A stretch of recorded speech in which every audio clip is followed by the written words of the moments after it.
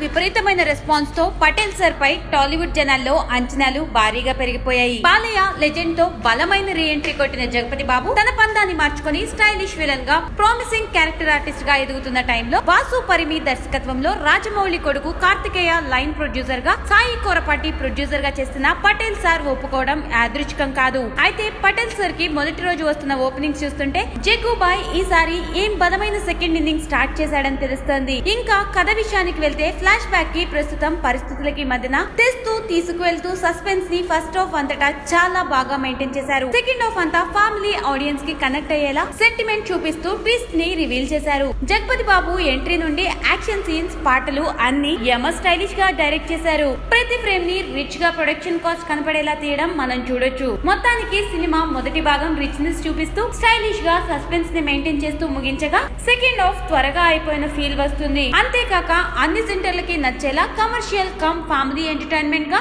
జగపతి బాబు second inning కి Patel sir మంచి break ఇవ్వనున్నట్లుగా కనిపిస్తోంది. దీనికి మా rating 3.25.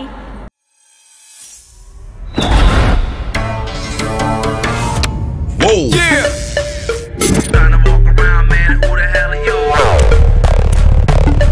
Whoa. Yeah. One more peg, please. Yeah. Trying to walk around, man. Who the hell are you?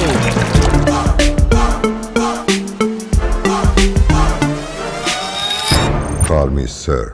Patel, Patel. Patel, Patel. Patel, Patel, sir. Patel, sir. Patel, Patel. Just call him sir.